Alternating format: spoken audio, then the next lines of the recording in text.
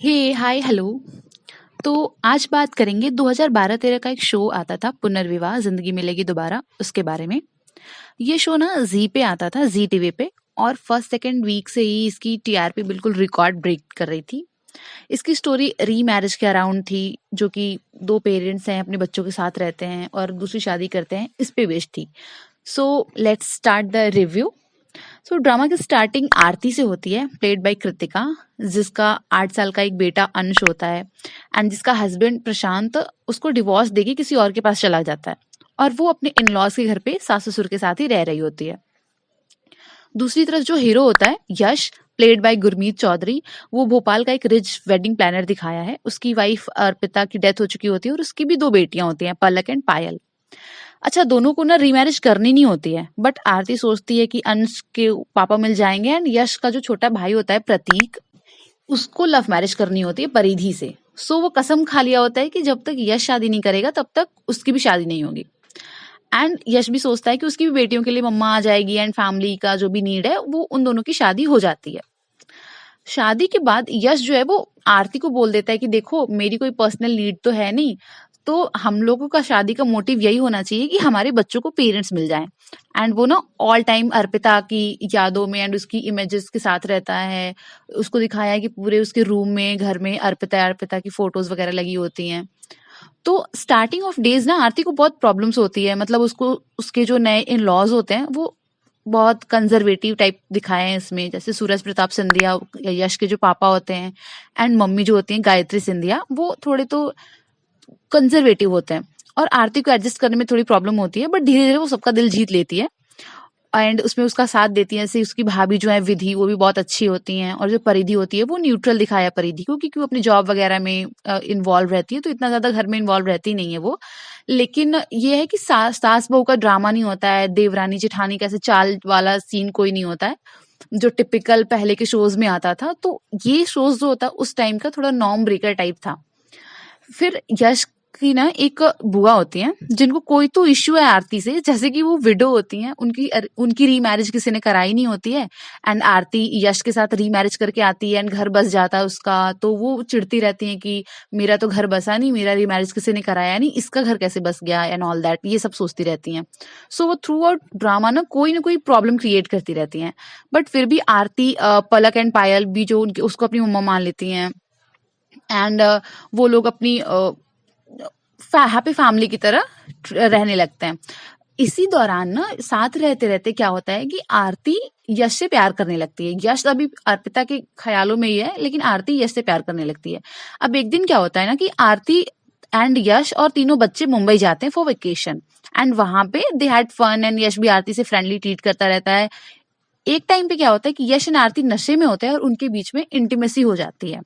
फिर यश को जब होश आता है तो वो गिल्टी फील करता है एंड सोचता है कि आरती ने जानबूझ के ऐसी सिचुएशन लाई जिससे कि ऐसा कुछ हो जाए, एंड वो सारा ब्लेम आरती के ऊपर डाल के उससे नफरत करने लगता है।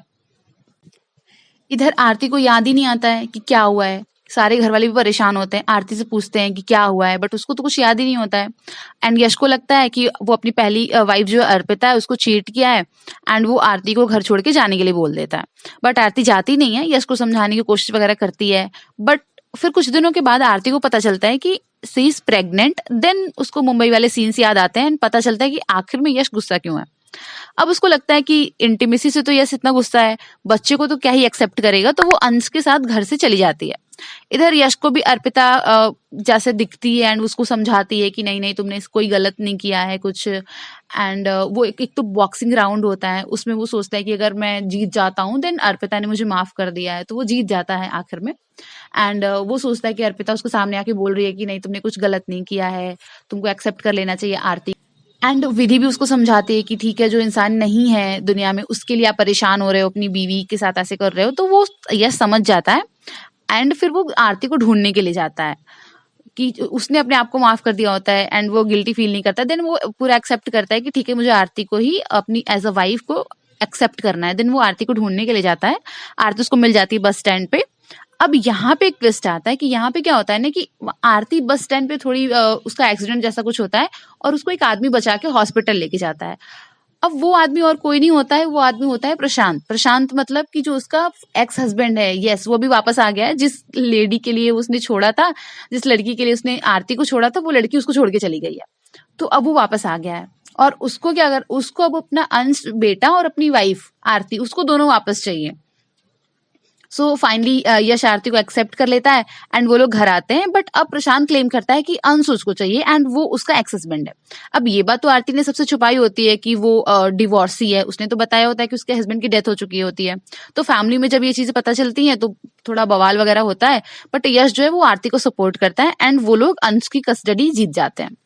फिर फैमिली वाले भी थोड़ा ड्रामा होता है, फिर फैमिली वाले भी मान जाते हैं।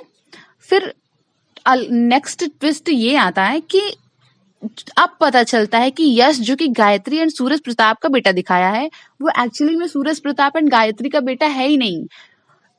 वो तो सूरज प्रताप एंड किसी और का बेटा है।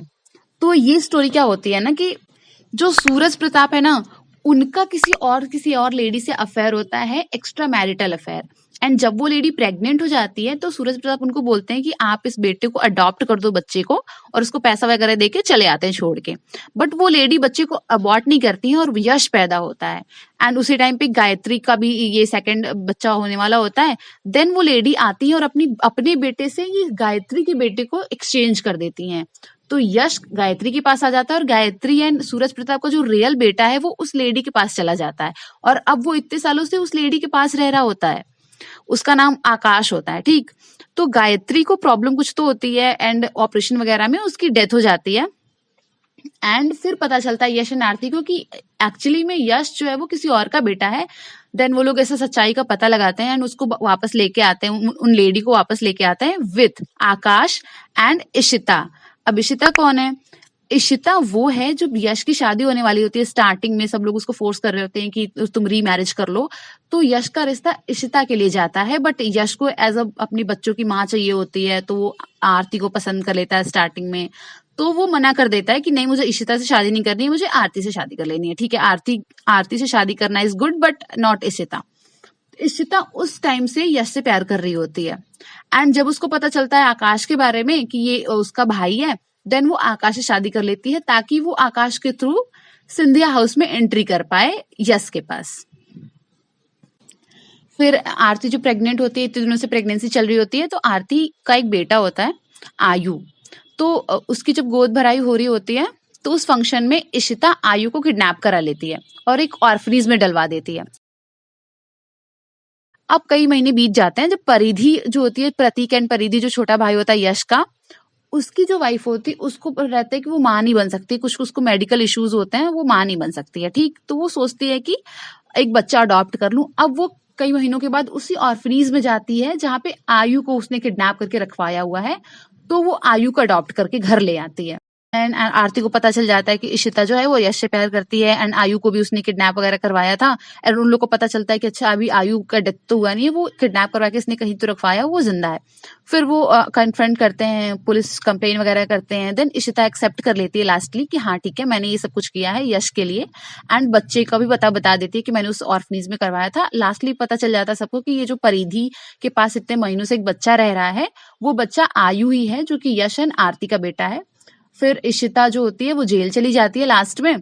फिर वही वो बोलती है कि नहीं ठीक है, मैं वापस आऊंगी एंड ऑल दैट। और यश एंड आरती विथ पूरी फैमिली साथ में रहने लगते हैं। और फिर आरती जो होती है वो बोल देती है कि ठीक है यार, मैं अपना बच्चा वो परिधि को दे देती है कि ठीक है, तुम माँ नहीं बन सकती हो, इतने महीनों से तुमने किया है, आयु हमारा बेटा नहीं है, तुम्हारा ही बेटा है। फिर ऐसे करके पूरी स्टोरी एट हैप्पी एंडिंग पे खत्म हो जाती है। अच्छा, सीरियल्स में मुझे ये सबसे अच्छा लगता है ना कि वो लोग स्टोरी हैप्पी एंडिंग पे खत्म कर देते हैं। जैसे कि पहले की स्टोरीज में क्या था ना कि वो जनरेशन खींचते नहीं थे कि एक जनरेशन के बाद दूसरी जनरेशन आ गई। जैसे आज के शोज में क्या है ना कि वो लोग जब कैप्चर कर लेते हैं ऑडियंस को, देन वो पूरा जनरेशन बढ़ाने लगते हैं। बहुत सारे सीरियल्स में आपने देखा होगा, ड्रामाज में। बट पहले के ड्रामा में क्या था कि एक स्टोरी लाइन पूरी होती थी और वहां पे जहाँ पे स्टोरी खत्म हो रही है वो उसको खींचते नहीं थे और वहां पे एंड कर देते थे, हैप्पी एंडिंग करके स्टोरी को एंड कर देते थे। So this is the story of पुनर्विवाह। अभी मैंने 4-5 दिन पहले कंप्लीट किया इसको देख के। तो अब मेरी तरह आप लोग भी बहुत सारे ऐसे लोग होंगे कि उसको बार बार रिपीट पे देखते होंगे। मेरा one of the best shows I have ever seen Punarvivah. So concept भी इसका थोड़ा सास बहू के ड्रामा से अलग था, तो मुझे बहुत पसंद था। आपको ये शो कैसा लगता था, आप जरूर बताइए। और इन सारे पार्ट्स में आपका सबसे फेवरेट पार्ट क्या था, please comment me down. Thank you for watching.